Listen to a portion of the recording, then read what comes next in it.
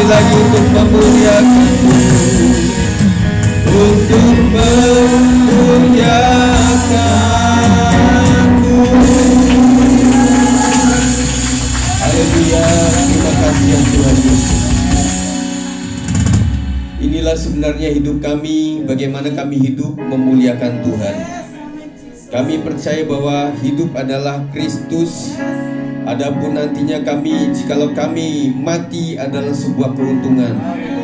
Sebelum kami mencapai keuntungan yang besar itu, Tuhan selamatkan jiwa, pikiran, hati kami, supaya dijauhkan daripada kepahitan, kemuraman, dan juga kekecewaan, supaya kami tetap happy, karena kami percaya bahwa di dalam hati yang gembira merupakan obat yang manjur untuk kesembuhan kami. Kami ingin sehat, tidak cuma jasmani kami, tetapi rohani kami juga sehat.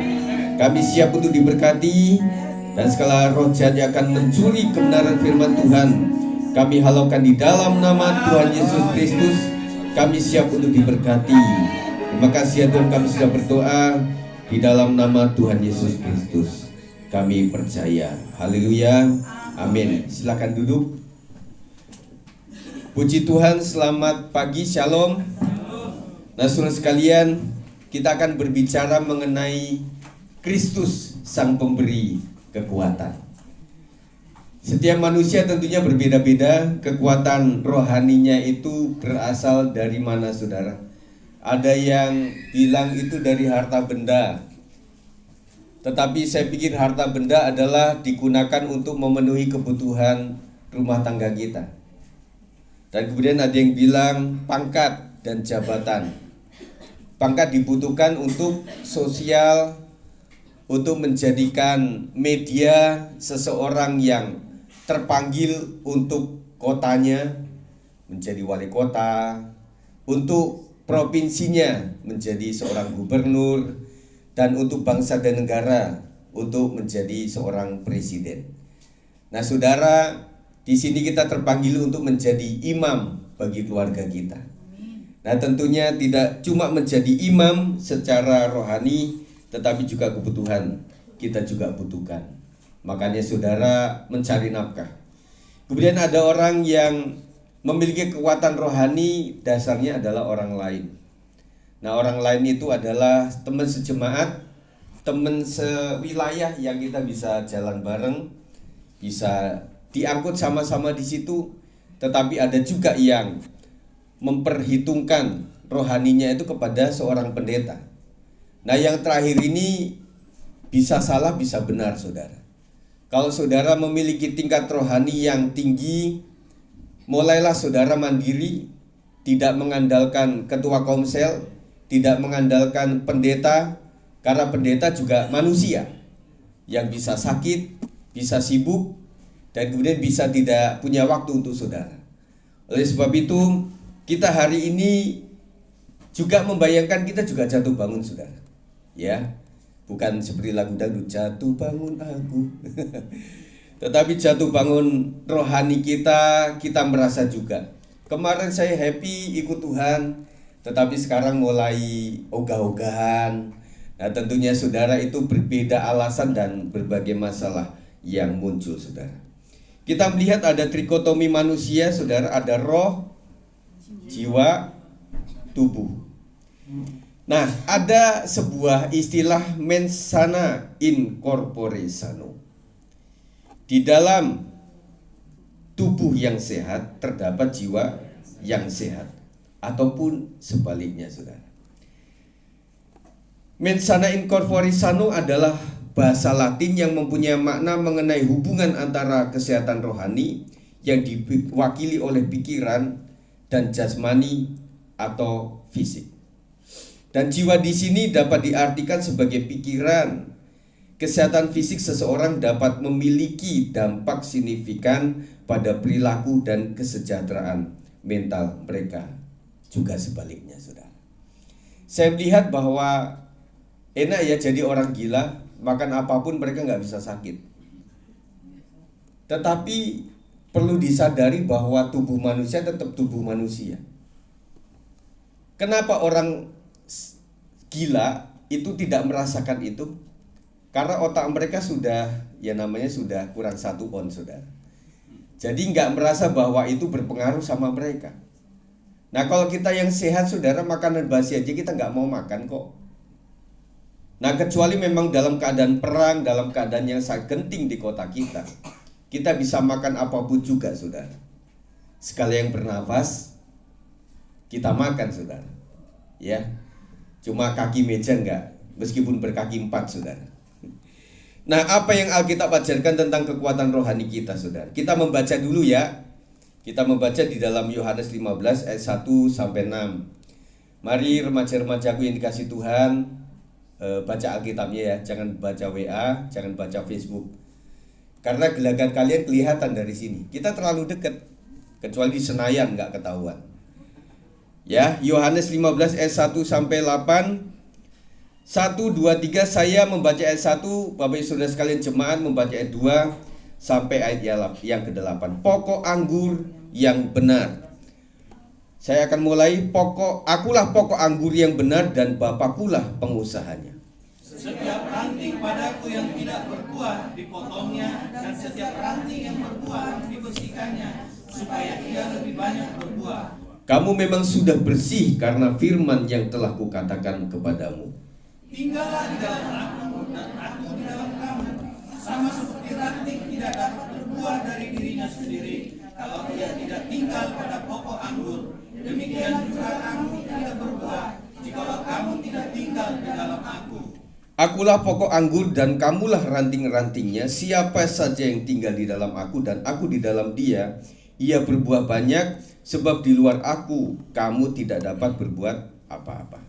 Barang siapa tidak tinggal di dalam aku, ia dibuang keluar seperti ranting dan menjadi kering. Kemudian dikumpulkan orang dan dicampakkan ke dalam api, lalu dibakar. Jikalau kamu tinggal di dalam aku dan firmanku tinggal di dalam kamu, mintalah apa saja yang kamu kehendaki dan kamu akan menerimanya. Dalam hal inilah Bapakku dipermuliakan, yaitu jika kamu berbuah banyak, dengan demikian kamu adalah murid-muridku. Puji Tuhan. Sebagai murid-murid di dalam ayat 8 itu tandanya adalah berbuah banyak. Setuju saudara? Nah, apakah saudara sudah lumayan membuahkan buah-buah rohani di dalam keluarga saudara? Di dalam tempat kerja saudara?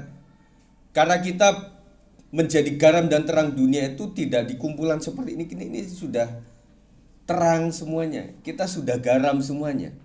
Saya ingatkan bahwa garam dan garam kalau campur terus lama-lama pahit, saudara. Kenapa gereja Tuhan sering mengalami kepahitan? Karena campur terus. Mereka nggak menggarami dunia ini, tapi saling menggarami, saudara. Jadi garam plus garam lama-lama pahit, saudara. Nah, oleh sebab itu kita harus keluar. Yesus adalah pokok anggur dan kita adalah ranting-rantingnya. Sesuai dengan sistem pertumbuhan di dalam tumbuhan, pokok memberi kekuatan kepada ranting yang melekat padanya. Jadi harus ranting itu melekat kepada pokoknya, saudara. Kalau tidak melekat bagaimana bisa? Nanti kayak lagunya itu dong, lagu pop. Jadi pohon apa, buahnya apa, akan begitu, saudara. Tetapi saya pikir buat orang-orang rohani harus nempel kepada pokok yang rohani, yaitu Yesus Kristus. Hari ini adalah melalui firman Tuhan. Orang mesti gemar membaca, saudara.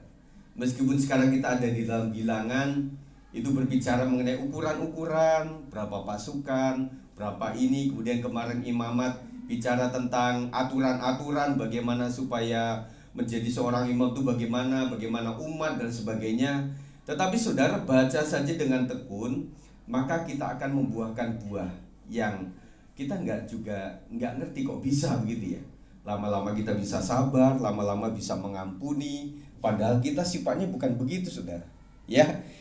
Kemudian kekuatan kita di dalam Kristus itu timbul atau muncul jika ada beberapa hal. Yang pertama adalah menjalani proses untuk rela dan mau dibersihkan. Ayat 2 mengatakan 1, 2, 3 bisa ditampilkan, Bang.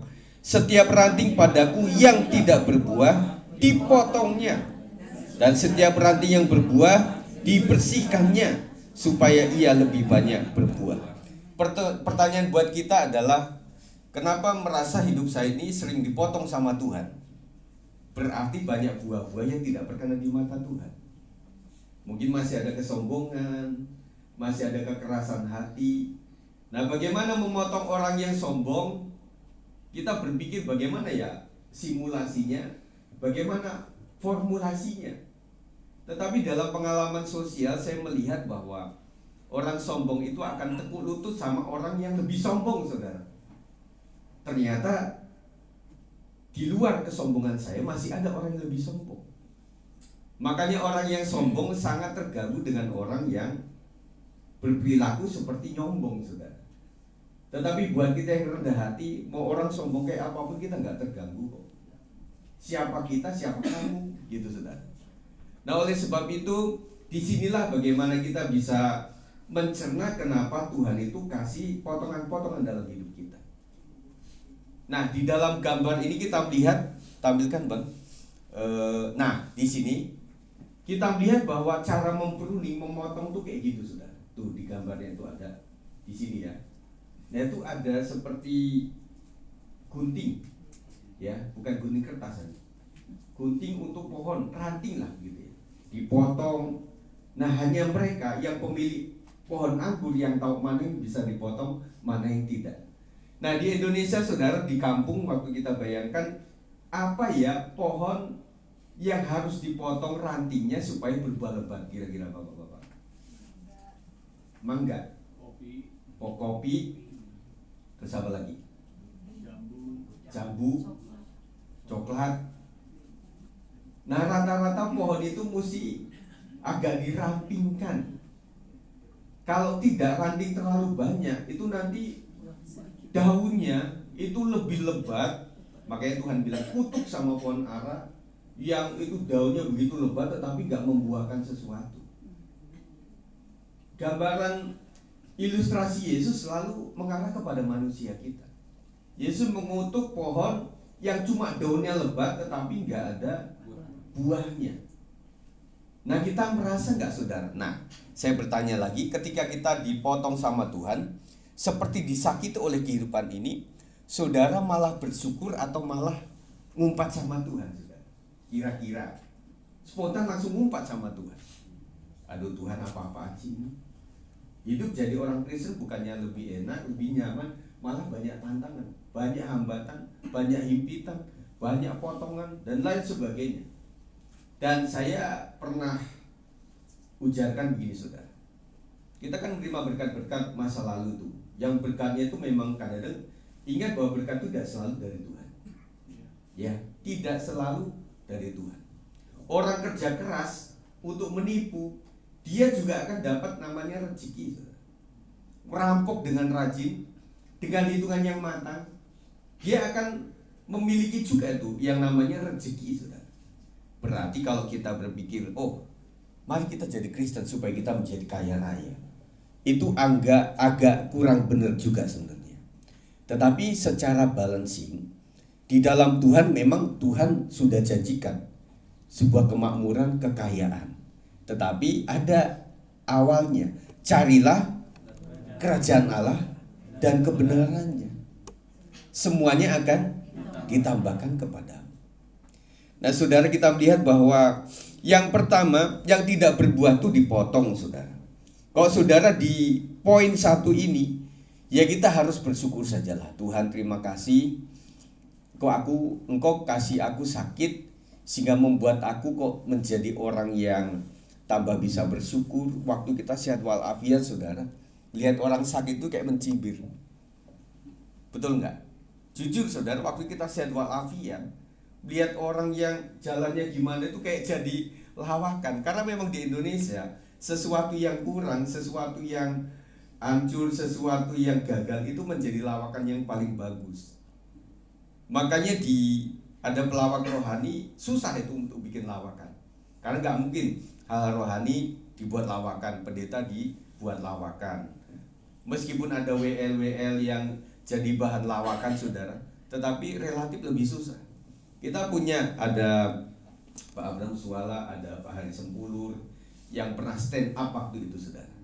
Ya, diundang, Pak, segarkan kami Pak. Kami sudah penat nih para pendeta-pendeta.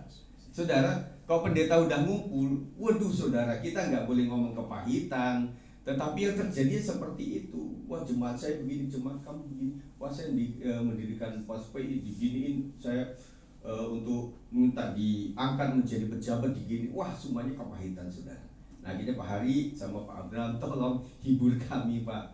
Nah, mereka bingung saudara, bagaimana hal-hal rohani dilawakan begitu ya. Nah, kita kadang-kadang merasa begitu. Nah, ketika kita ada di atas melihat orang di bawah juga bagaimana melihatnya. Makanya Tuhan ajar kita adalah memulai dari awal. Nah, saya juga bersyukur ada beberapa orang yang mempunyai high class itu mendidik anaknya. Nah, kamu jangan langsung pegang perusahaan Bapak, tetapi kamu coba magang. Tetapi bukan magang di perusahaan sendiri. Nanti sama aja karyawan yang lihat, ini mah anaknya babe, ya jadi susah nanti nggak bisa normal. Udah kamu di tempat lain saja. Aduh Pak, nggak enak Pak. Ya memang begitu. Mulai dari melamar, mulai dari wawancara kan nggak enak kan? Iya. Tetapi di situ kamu mengerti bagaimana jerih payah menjadi seorang karyawan itu akan melekat dalam dirimu. Ketika engkau menjadi seorang pemimpin perusahaan, kau akan melakukan mereka dengan cara yang berbeda. Nah saudara, kadang-kadang pendidikan itu memang pahit, tetapi harus terlaksana dalam hidup kita. Nah sampai detik ini saudara sudah menjadi Kristen itu berapa tahun atau berapa puluh tahun saudara? Ada nggak sesuatu yang tergores di dalam hati kita? Ada nggak sesuatu yang sudah kita tinggalkan hidup lama kita? Kita jangan bangga dengan dosa kita saudara. Kita jangan bangga dengan kekerasan hati kita. Tetapi itu harus dipotong. Dan yang kedua, setiap ranting yang berbuah dibersihkannya supaya lebih banyak berbuah. Bedanya dibersihkan sama dipotong apa saudara? Kok dipotong itu sakitnya udah nggak bisa ketulungan, udah dilepas saja dan itu akan hilang. Tetapi kalau dibersihkan itu dalam media yang sama, tetapi dia semakin dihaluskan. Besi menajamkan besi, manusia menajamkan sesamanya. Dan saya sadar bahwa kita itu selalu digesek sama orang seiman, bukan orang di luar sana saudara. Nah orang di luar sana kita sudah tahu, mereka memang begitu. Kalau kita sudah punya asumsi bahwa mereka memang begitu, memang tanda kutip jahat, memang mereka juga susah diatur, kita sudah siap mental untuk itu saudara. Kita siap untuk disakiti saudara. Tetapi kalau itu saudara seiman, itu udah beda saudara. Apalagi dia adalah seorang pelayan. Seorang pelayan itu harus begini, tidak boleh begitu. Seorang pendeta harus begini. Seorang gembala nggak boleh begini. Jadi membuat kita tergores-gores saudara. Dan akhirnya membuat kita kayaknya saya nggak cocok di tempat ini. Tetapi saudara, setiap kita itu kayak harus masuk di dalam sebuah pembersihan. Emas murni itu ribuan derajat untuk membuat dipanaskan sampai murni betul. Beda sama logam yang lain saudara. Nah kita itu dipanaskan sudah sampai berapa derajat kira-kira? Kadang-kadang nggak sampai kepada pemurnian emas, tetapi harus dibersihkan. Aduh Tuhan Yesus, saya sudah persiapan luar biasa nih untuk menyampaikan khotbah. Kalau zaman dulu ya udah 3 folio. Nah waktu di folio kedua itu kipasnya kenceng banget, itu langsung terbang itu. Jadi membuat bingung. Waktu itu pakai PDA saudara, di Kebayoran Lama, saya di Dewasa Muda diundang, saya udah siapin kan, udah saya cas. Pokoknya sebelum masuk gereja saya tidak hidupkan. Masuk gereja saya hidupkan dan cuma PDA doang. Lantas setelah tengah-tengah khotbah itu mati. Makanya teman saya itu, ya Mas Git, di tengah-tengah kok kamu ngomong apa? Ya memang itu PDA-nya meninggal. Jadi kan nggak tahu kan, setelah itu ngaco kan. Nah akhirnya saya belajar di situ, berarti ada PDA, mesti ada contekan yang berupa kertas begitu kecil-kecil gitu ya. Zaman PDA sudah.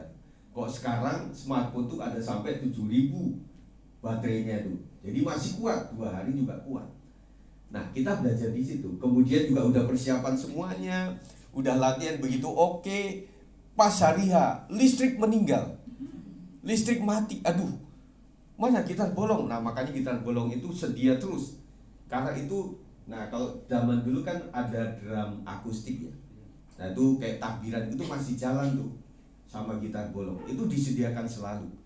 Terus kemudian lama-lama orang berpikir, pabrikan mau berpikir mesti ada seperti ini yang bisa dicas, yang meskipun listrik mati itu masih bisa nyala, wirelessnya dan sebagainya.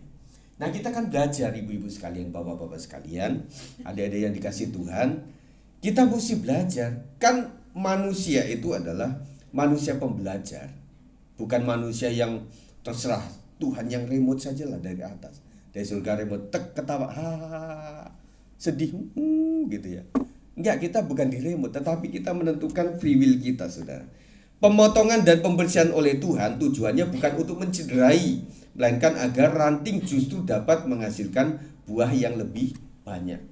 Orang yang siap untuk dibersihkan oleh Tuhan, dia dihajar oleh Tuhan dengan cara sebelum dia jadi pendeta, jadi gembala, saya digembleng menjadi seorang mahasiswa yang harus bangun pagi, yang nggak biasa bangun pagi mesti doa pagi, kemudian ada kerja baktinya di situ, kemudian seminari makan apa adanya, saudara. Dan selalu kita dari atas itu, dari seminari melihat, wah makanan kita sudah dipanggul, saudara, dari pasar MB kalau di Petamburan tuh ya. Dan itu ada sawi itu, aduh sawi lagi, kacang panjang lagi. Makanya kalau ada jemaat waktu itu ya tahun 90-an tuh, kalau ada jemaat yang kirim telur, aduh senengnya minta ampun. Lumayan dapat telur rebus, itu luar biasa. Sama pengurusnya dibagi 2 juga, aduh. Semakin minim lagi. Suatu saat dibagi 3, saudara, itu tambah minim lagi. Makanya kami doa itu nggak boleh tutup mata, saudara. Meskipun tutup mata, mesti tangannya dekat. Dalam nama Yesus, kami serahkan makan ini dalam tangan, sambil melek-melek gini, saudara. Kalau enggak itu sudah di mana gitu. Itu betul-betul terjadi, bukan sekedar ilustrasi dan lawakan, memang benar terjadi. Lebih parah di zaman bapak saya. Tetapi Tuhan Maha Pengampun waktu itu. Ayah saya bilang, waktu zaman sekolah kita waktu itu, wah parah. Kita nggak bersedia mental untuk puasa, tetapi Om Ho bilang, hari ini kita puasa. Aduh kenapa Om? Nggak tadi malam ngomongnya, kita siap lah. Beli ketoprak, beli apa gitu ya. Ini nggak siap. Aduh, akhirnya saudara, di sekitaran Tanah Abang, Petamburan itu kan suka ada pesta kan, atau akan ada yang masuk situ.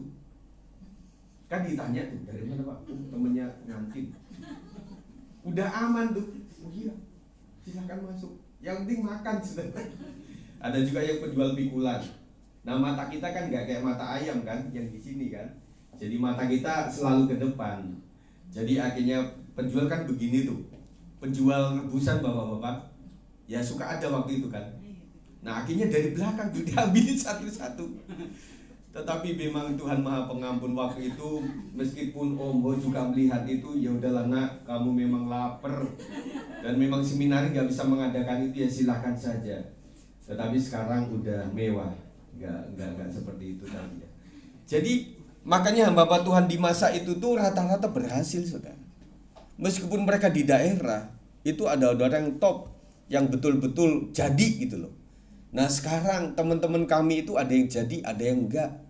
Karena mereka sekolah dengan asal, kemudian juga difasilitasi dengan baik, kemudian langsung kepada enggak langsung melayani di daerah-daerah, enggak melayani di tempat-tempat jemaat, tetapi mereka langsung di tataran mimbar. Jadi mutunya juga agak beda. Makanya saudara, kalau saudara sudah dibersihkan, disiapkan oleh Tuhan, berarti saudara akan menjadi seorang guru yang luar biasa. Residu atau kotoran dalam kehidupan rohani sangat membebani dan melemahkan. Itu sebabnya milikilah kerelaan dibersihkan untuk nantinya mendapat kekuatan baru di dalam Tuhan. Kita mesti rela. Aku relalah Tuhan. Aduh sakit banget memang. Aduh saya udah pilih istri kayaknya pakai berdoa deh. Tetapi kenapa istriku bawel banget ya? Nah itu kadang-kadang membersihkan kita. Aduh ampuni aku lah. Makanya ada sinetron. Jadi laki-laki yang takut istri itu ada, memang ada itu. Kalau di luar rumah saudara badannya kekar gitu ya. Tetapi setelah itu udah lembek. Kan ada itu satu orang Batak tuh tokohnya tuh, yang udah luar biasa kan, siapa itu namanya ya? Ya itu. Nah waktu dia istrinya juga orang Jawa kan, udah begini, iya mak, begitu ya. Nah kadang-kadang kita diperhadapkan dengan seperti itu. Jadi banyak hal yang menimpa kita, yang memproses kita. Nah kita juga kadang pengen marah sih, tetapi ketika tahu hasilnya, tahu maksudnya Tuhan untuk apa, kita jadi ketawa-ketawa geli. Oh iya ya, memang beruntung juga punya Tuhan itu. Karena kita kan calon warga kerajaan surga, saudara. Kerajaan surga yang penuh kebenaran, penuh kesucian, penuh kekudusan. Yang di zaman perjanjian lama untuk datang kepada Tuhan, melihat Tuhan saja itu bisa mati, saudara. Dan diiringi dengan imam besar yang berdosa di hadapan Tuhan bisa mati di tempat ruang maha kudus itu. Dan orang yang berkemah di sekitaran perkemahan yang sudah diatur menjadi tempat kudus itu, kalau bukan kemah yang imam, itu bisa meninggal. Makanya baca bilangan, saudara, baca ulangan, itu luar biasa. Nah kita kadang-kadang, saudara, tanpa kekudusan atau apa, makanya disinilah kenapa jemaat Tuhan kadang-kadang imannya rapuh, kadang-kadang dalam rangka menghormati Tuhannya itu masih kecil. Karena memang ketika itu ya tidak terjadi apa-apa. Waktu saya nipu atau waktu saya nggak sungguh-sungguh, tidak terjadi apa-apa, saudara. Tetapi saya juga ingatkan, saudara, bahwa masalah hidup kita juga butuh yang namanya, makanya kemarin kita sudah bicara di Youth Paksa, kemudian saya di profesi itu tentang sebuah asumsi, tentang sebuah penetapan hati yang baik lah. Karena semua itu berawal dari jadilah psikiater untuk diri sendiri, jadilah psikolog untuk diri sendiri. Kalau mau tanya berapa harga jasa seorang psikiater, psikolog, tanya Mami Cindy. Itu mahal, saudara. Karena mereka ilmu manusia itu perlu dipelajari dan ilmunya cukup tinggi, saudara. Psikologi, psikiater agak beda lagi. Nah jangankan bicara tentang komunikasi saja, ada namanya ilmu kenapa mesti ada ilmunya, saudara? Nah kalau kita kan bahasa prokem, kita bahasa teman, bahasa anak, bahasa bayi, bahasa Tarsan, itu kayaknya kita lakukan. Tetapi ketika dipelajari ada PR lah, ada bagaimana kita berbicara kepada seorang anak kecil, kepada seorang anak kecil yang berkebutuhan khusus. Kita berbicara kepada orang tua kita, bagaimana berbicara kepada abang, kepada adik. Nah saudara, suatu saat saudara harus kunjungi yang namanya kayak panti gitu loh, panti asuhan. Oh seperti itu ya anak-anak. Aduh nak, kamu sudah, siapa orang tua kamu? Saya nggak tahu tante, karena saya nggak tahu lah, pokoknya saya di anak pungut. Wah kita juga merasa aduh beruntung ya anak-anak saya masih ada orang tuanya. Kita juga lihat nanti di panti orang tua ya, ada yang mereka itu, kalau di China saya melihat tayangannya, meskipun orang tua 60 tahun, 60-70 tahun itu nyuci mereka sendiri yang nyuci. Dan di Indonesia saudara, jadi suster perawat orang tua itu semuanya everything, saudara. Mulai dari kasih makan, mandiin, sampai kasih cuci baju-baju dia, dan kemudian wah ribet dah pokoknya. Makanya saudara coba kita suatu saat ya, tetapi memang butuh modal juga, karena kesana nggak cuma kita melayani, tetapi harus ada bawaan kita. Dan kita juga mesti tanya, Om, di sini biasanya orang-orang tua butuhnya apa? Ada yang butuh pampers, ada yang butuh tongkat, ada yang butuh lagi sarung kaki juga. Kemudian ada prasyarat. Kalau kaos kakinya mesti jangan warna putih, karena mereka suka jorok, suka mereka. Dan katanya kita yang sudah umur tuh kaki kita bau, saudara. Kalau nggak percaya cium lah sekarang. Nah jadi membutuhkan itu semuanya. Terus kemudian makan mereka juga, kita udah capek nih nyediain, kan belum tentu semuanya makan kan, belum tentu. Kadang-kadang mesti ya, kalau kata orang, kalau udah orang sudah manula itu menjadi anak kecil lagi.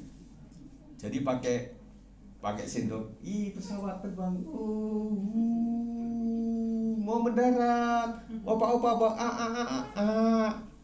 ya elah kita jadi apa gitu ya. Nah ketika kita melihat seperti itu, kita juga menyadari bahwa kita itu penuh dengan segala keberuntungan oleh Tuhan.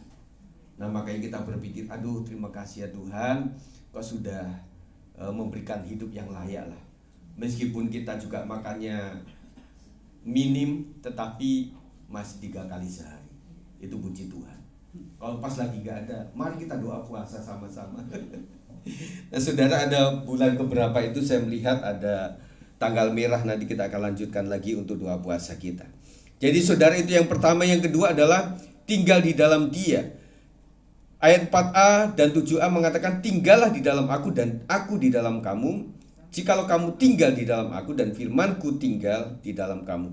Tinggal di dalam Dia berarti memiliki koneksi atau relation maksudnya dengannya setiap saat.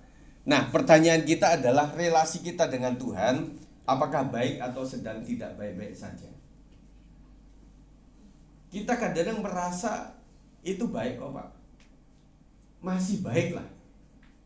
Tetapi yang tahu persis bagaimana kita dengan sahabat kita adalah kita sendiri. Kita masih punya sahabat. Dan ketika itu disebutnya sahabat, beda sama yang lain. Kita akan teleponan nama dia. Seharian tuh pasti kita akan ada interaksinya lah. Nah zaman sekarang kan ada WA dan sebagainya. Nah kepada Tuhan, apakah kita WA-an sama Tuhan? Pak Gembala minta nomor WA-nya Tuhan Yesus Kristus.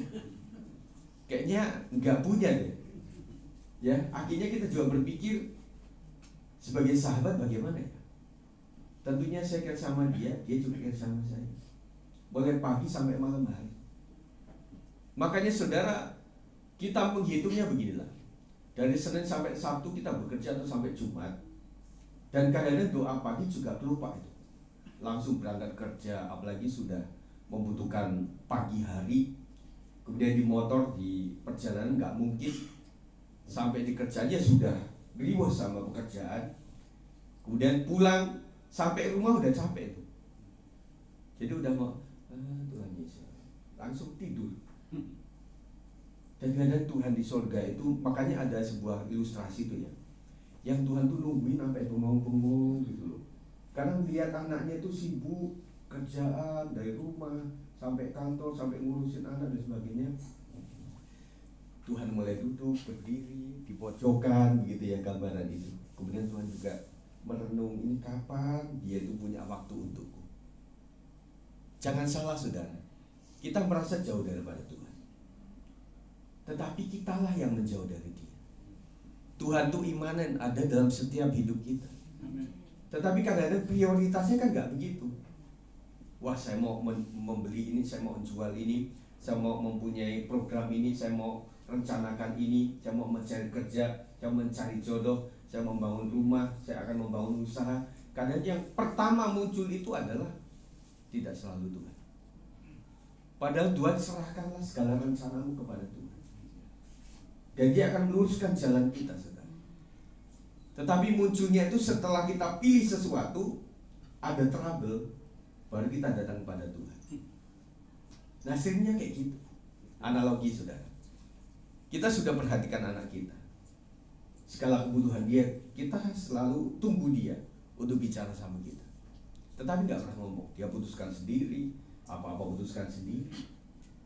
Nah kemudian setelah ada trouble, Pak, saya pengen ngobrol nih, saya lagi punya masalah sama teman ini, saya punya bisnis join sama dia, kemudian dia begini keadaannya dan bagaimana Pak.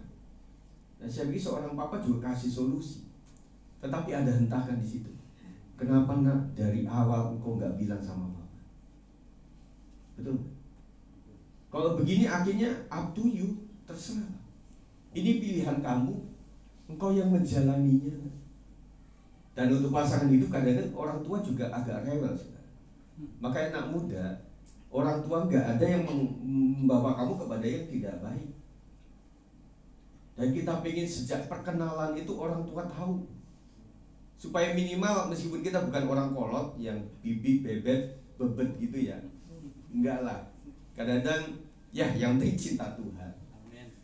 Gitu kan. Akhirnya oh itu ya nak, coba lihat orang tuanya, bagaimana silsilah dia, bagaimana keadaan orang tuanya, bagaimana kita ingin melihat keputusan-keputusan daripada keluarga besar ini. Dan kemudian secara usahanya, secara bagaimana itu kita melihat. Tetapi kalau anak kita sudah gandeng orang yang tidak kita kenal, kemudian papi mami, tolong ya restui kami sudah tidak bisa tinggalkan satu sama lain. Cinta kami sudah sangat akrab. Padahal cinta adalah buta, saudara. Dan kita akan nasihatin dia. Oke, memang pilihan kamu, tetapi ingat bahwa kamu yang milih, kamu yang menjalani. Papa mama tidak akan bersama kamu sampai kau memiliki anak dan cucu. Karena manusia terbatas. Gak kayak zaman dulu. Jadi Nuh usianya berapa? Itu sampai 3-4 keturunan masih ada bersama, masih bisa nasihati. Enggak, nak. Bapak umurnya sudah hampir 70 tahun. Dan Alkitab bilang 80 tahun itu ukuran. Udah warning, lampu kuning. Siapa yang umur 80 tahun atau menjelang itu mulai, ya BPJS harus buat. Mulai makan dengan baik, makan rebus-rebusan, musik gerak, saudara, jangan diem saja. Dan kita mulai berpikir seperti itu. Tetapi herannya di kalangan anak-anak muda jarang bakar-bakaran, malah di kalangan bapak-bapak yang sering bakar-bakaran. Loh, piye toh?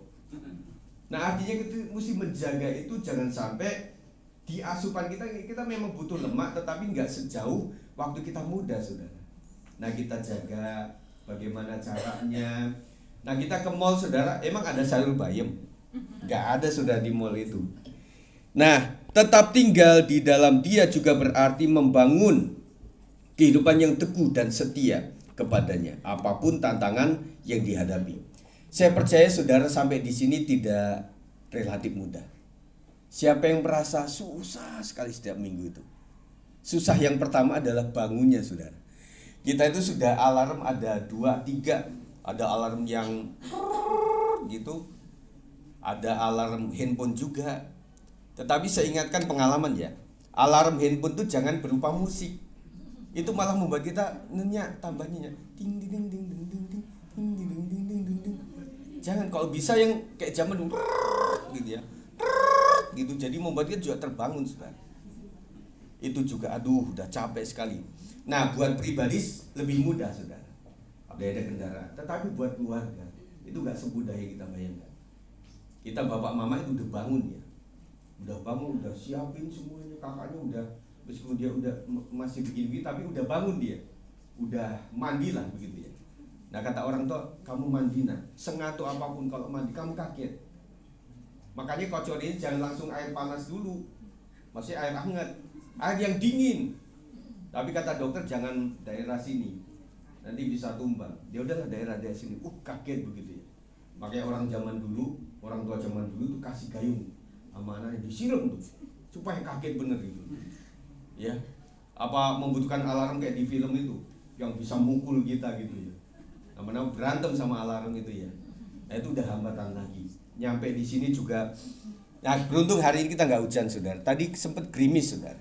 Dan kami itu kalau pas kegiatan itu kayak orang hajatan, saudara. Aduh, ini mau hujan nih, siapa yang datang ya? Dan kemudian kita pikir mulai pemetaan begitu. Tempo hari saya petakan tuh daerah Sawangan itu DTC yang begitu luar biasa dibuatnya, tapi sekarang udah aman. Tetapi yang lewatin jalan tol ke sana kayak adik saya di Arku itu udah mesti lewat mana itu. Jadi akhirnya kemarin juga Sabtu, saudara, kita juga mulai siasati juga karena Hermina sudah bangun gedung untuk jantung untuk pasien jantung itu plus nambah parkiran tentunya. Sabtu kemarin Pak Sab muter, pom bensin penuh, masuk sini, keluar lagi, nurunin anak-anak. Ada yang muter-muter kemana, akhirnya di dekat bebek sana, di ruko sana tuh, parkirnya di sana. Nah, saudara, kita juga berpikir untuk parkiran bagaimana ini ke depannya ini ya. Jadi itu aja sudah masalah. Sudah beruntung yang pakai motor atau pakai Grab lebih enak, saudara. Nyampe sini orangnya pergi, motornya udah nggak ada. Tinggal kita nyampe di sini dengan aman. Dan saya sebagai hamba Tuhan juga berpikir bagaimana ke depannya. Tetapi ini adalah tantangan buat kita sekalian. Oleh sebab itu tetap sabar saudara ya, tetap setia kepada Tuhan. Godaan untuk melangkah keluar atau meninggalkan Kristus mungkin bisa hadir bertubi-tubi saudara. Tetapi kekuatan sejati hanya berada di dalam Dia. Orang yang teguh di dalam Tuhan, tawaran apapun kayaknya nggak mempan deh. Mulai nggak mempan.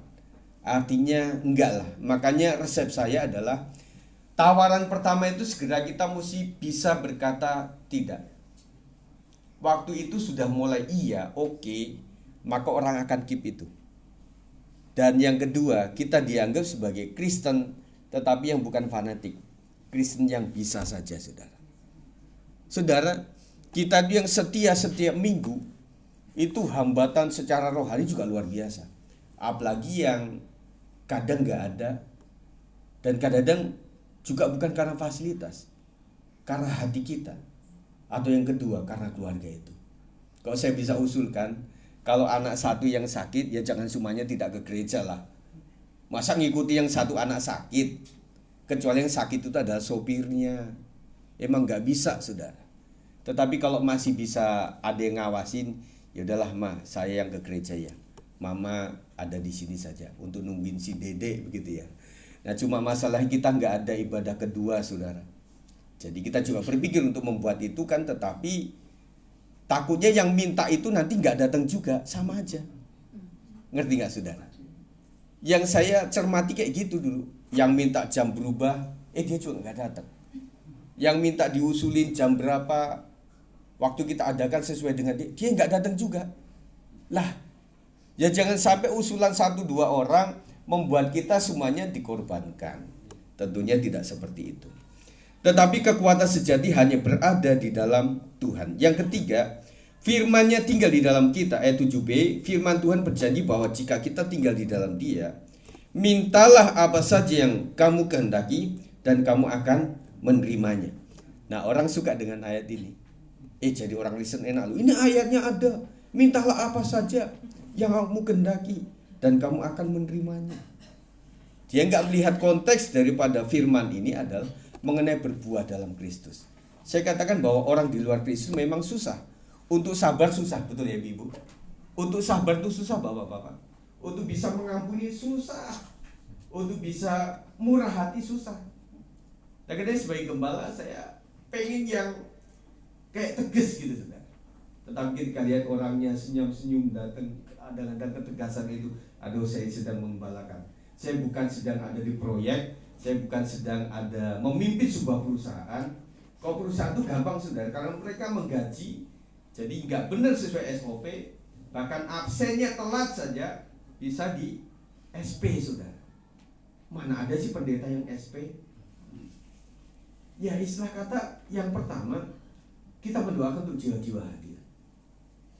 Jadi marilah kepadaku supaya letihlah sudah berbeban berat. Nah setelahnya sampai saudara, kadang kita berusaha untuk mengeluarkan dia. Nah ini bukan prinsip gereja saudara. Nah makanya apalagi kalau sudah kalangan youth saudara, teens, aduh kita mesti sabar-sabar ibu ya. Kadang-kadang mereka sudah dijadwal, bilangnya gak dijadwal. Ada acara gereja, bilangnya gak ada juga. Tapi juga namanya anak-anak gak boleh menyakiti hati mereka. Makanya saya bilang kepada Bang Oto, Bang, tolong untuk jadwal itu share juga ke grup orang tua supaya kita saling tahu. Nah kamu kan ada di jadwal, kenapa masih leha-leha, masih tenang-tenang saja? Kemarin itu nggak tahu kita, ternyata anak kita bertugas. Nah sesaat sebelumnya saya berpikir ini yang dijadwal siapa, yang tampil siapa.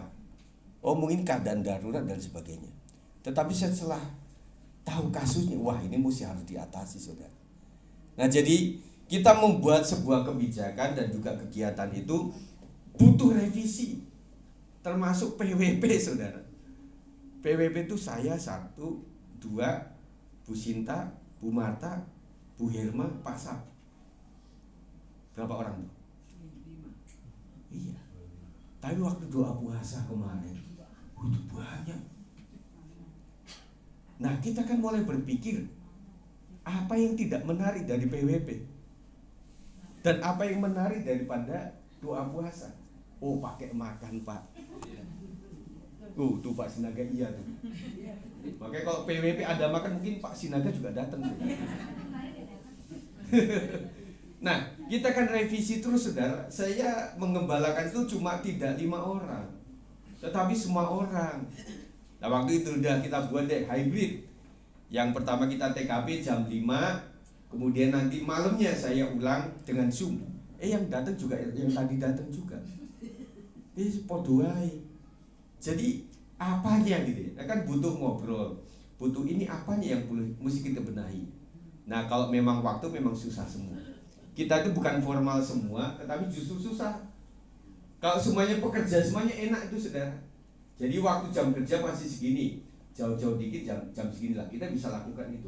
Tetapi Bapak Ibu, karena nggak formal, jadi jamnya nggak jelas. Kan ada yang bapak-bapak panggilan, nggak ada ibu-ibu panggilan.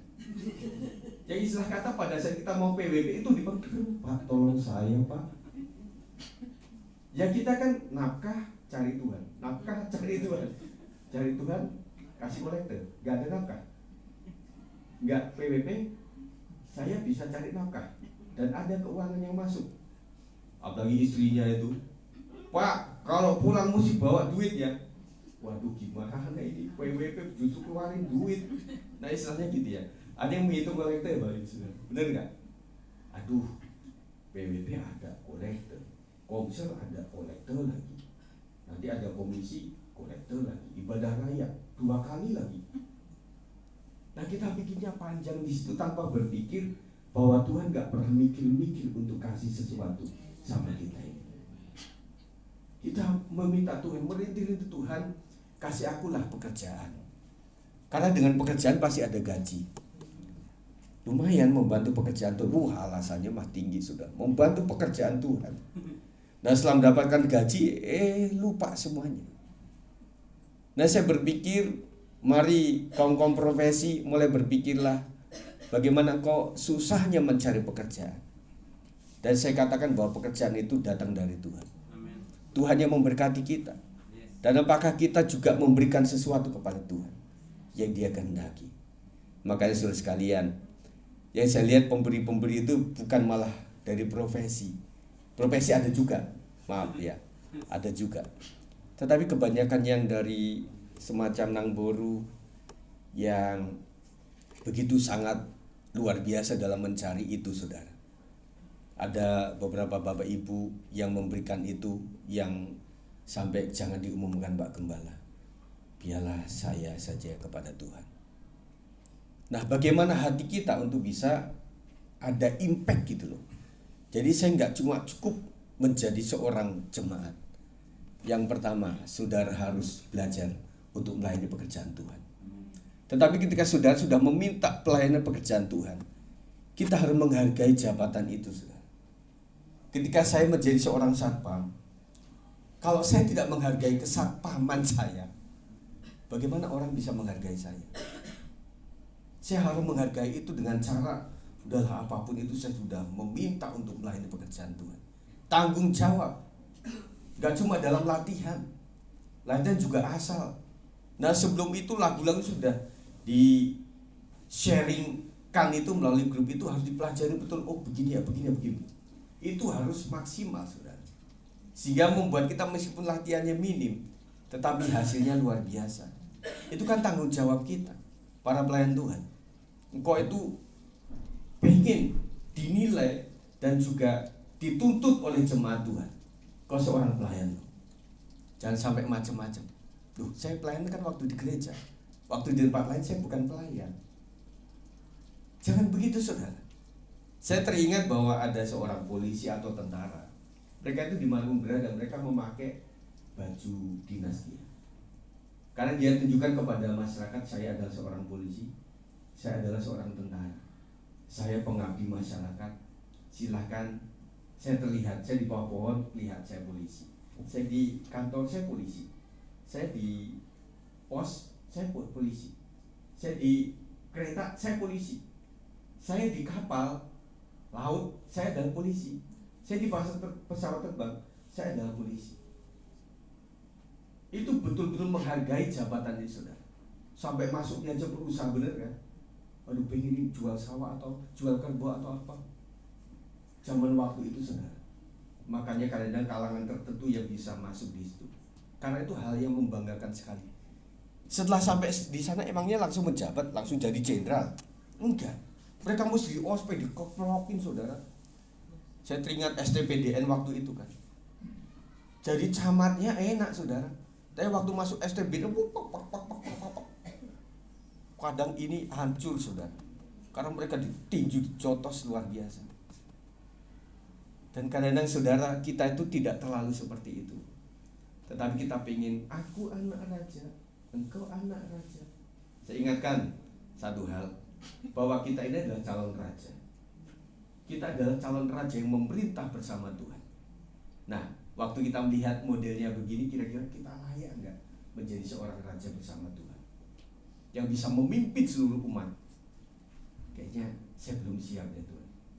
Makanya siapnya dari sekarang saudara.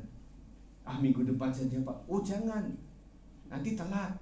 Kok minggu depan, Sabtunya Tuhan panggil saudara, nggak ada kesempatan lagi. Nggak bisa lagi, oh Tuhan saya pengen turun lagi lah, dengan raga yang berbeda. Dengan raga yang berbeda, emangnya kita model nanti jadi apa, kayak kepercayaan lain. Enggak, kita sekali hidup, mati udah selesai. Dan perlu tanggung jawab kepada Tuhan. Yohanes 17 ayat B mengatakan yang seperti itu. Firman-Nya tinggal di dalam kita, berarti kita memberikan keluasan kepada nilai, prinsip, ajaran, dan tuntutan firman Tuhan sepanjang perjalanan hidup kita. Apapun itu, prinsipnya harus firman Tuhan. Bukan prinsipnya Kopingho, bukan prinsipnya adalah primbon, bukan. Harus kepada firman Tuhan. Jika firman-Nya tinggal di dalam kita, segala nilai dan filsafat dunia digeser oleh kebenaran yang menguasai hidup kita. Kemarin minggu saya bicara tentang agama-agama yang kita tidak sadari bahwa itu adalah agama bukan Kristen. Kita berasal dari nenek moyang, dari cerita dongeng, dan sebagainya. Kita harus kembali kepada firman Tuhan. Jika firman-Nya tinggal di dalam kita, maka segala yang kita butuhkan Tuhan akan sediakan. Penutup saudara, kita akan mengalami kekuatan di dalam Kristus jika mau menjalani proses untuk dibersihkan. Siap? Yang kedua, kita akan mengalami kekuatan di dalam Kristus jika mau tinggal terus di dalam Dia. Dan yang ketiga, kita akan mengalami kekuatan di dalam Kristus jika firman-Nya tinggal di dalam kita. Mari pemain musik. Nah, untuk tantangan buat kita sekalian, kita membutuhkan kekuatan Tuhan untuk apa saudara hari ini? Saya melihat hari-hari ini rumah sakit sedang penuh. Kok saya dengar cerita-cerita dari teman-teman, aduh, ini belum masalah urusan parkir. Ini masalah untuk, suster, ada kamar nggak? Waduh saudara. Oh, yang namanya pasien tertentu itu selalu bilangnya, tunggu ya Bu, sampai ada berjam-jam itu dari pagi sampai malam menungguin untuk ada kamar saudara. Itu nggak ngomong parkiran saudara. Dan di sini Hermina penuh. Dan kita melihat ketika kita memasuki lorong-lorong RSUD misalnya saudara, itu orang beruntung saudara nggak ketemu orang yang pasca kecelakaan. Agak kecil. Kalau pasca kecelakaan orang tuh teriak, seteriak-teriaknya saudara. Itu nggak bisa diambil, nggak bisa. Itu sakit misalnya kakinya patah, misalnya kepalanya bolong, misalnya ini udah melipat begitu, sudah kelaweh-kelaweh gitu. Itu mereka teriak, benar-benar teriak saudara. Dan kayaknya kita miris saudara. Jadi saya jadi teringat yang disebut di dalam neraka yang retakan gigi. Itu luar biasa saudara. Jadi orang kalau udah gak kuat, kenapa orang yang mau melahirkan disuruh gigit apa?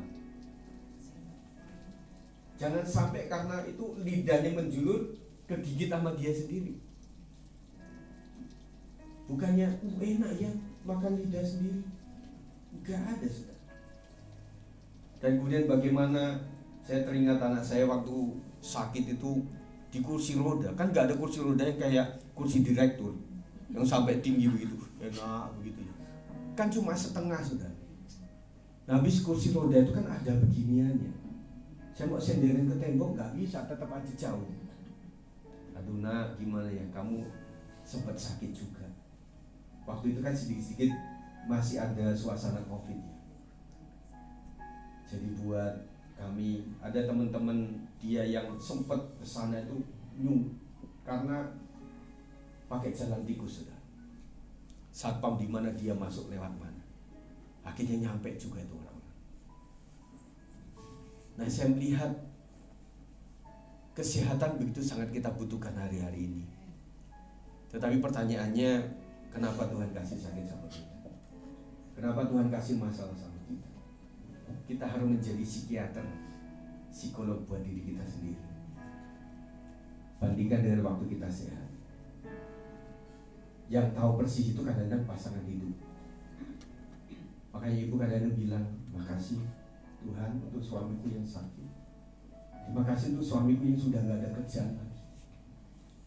Pada saat sehat, pada saat banyak uang, aduh, namanya laki-laki diaturnya susah. Tapi waktu miskin banget, yuk tambah susah. Lu cari yang suami kayak model apa, saudara? Jujur ibu-ibu kita tuh, bukan kita, ibu-ibu tuh posisi yang susah. Suami yang banyak duit ya susah diatur, yang gak ada duit tambah susah lagi diatur. Suruh cari kerjaan juga susah. Jadi membuat kita membutuhkan kekuatan Tuhan untuk sembuh, saudara. Ada juga yang mengalami adanya masalah keluarga, keuangan, komunikasi juga, tentang pengampunan juga, saudara. Kita membutuhkan kekuatan Tuhan. Dan juga yang membutuhkan pekerjaan, kita hanya mengandalkan Tuhan saja. Dan juga anak-anak muda yang untuk masa depannya, saudara mikir masa depan saudara bagaimana? Saudara masuk golongan yang mana? Anak-anak muda. Pak, cari pacar susah, Pak. Cari jodoh susah, Pak. Tapi ada orang yang jodohnya itu enteng, cepat. Cari kerjaan susah, Pak. Tetapi ada orang yang keluar dapat kerja, keluar lagi dapat kerja lagi, keluar lagi dapat kerja lagi. Tapi orang setelah selesai kuliah itu cari kerjanya susah banget. Syaratnya apa? Kalau mau kerja di sini harus punya CV. Nah kan saya sedang cari CV. Kayak orang mau cari kartu kredit, syaratnya harus punya kartu kredit. Itu nyambungnya dari mana? Iya kan? Jadi membuat kita bingung, aduh saya mau mencari pekerjaan, syaratnya harus pernah bekerja. Nah itu nyambung dari mana? Bagem, ada kerjaan. Oh ada ngepel, nyuci. Itu nanti gak ada CV-nya. Dan banyak hal yang harus kita serahkan kepada Tuhan. Mari kita duduk diam di kaki Tuhan. Firman Tuhan dalam Matius 11:28, marilah kepadaku semua yang letih lesu dan berbeban berat, aku akan memberikan kelegaan kepadamu. Kita akan sembah Tuhan. Haleluya. Terima kasih Yesus. Mari bersyukur untuk anugerah Tuhan. Bersyukur untuk kesempurnaan Tuhan memanage seluruh hidup kita. Haleluya. Oh, Engkau sangat baik, sungguh amat baik. Terima kasih ya Tuhan Yesus. Terima kasih Yesus. Terima kasih Yesus. Terima kasih Yesus. Puji syukur hanya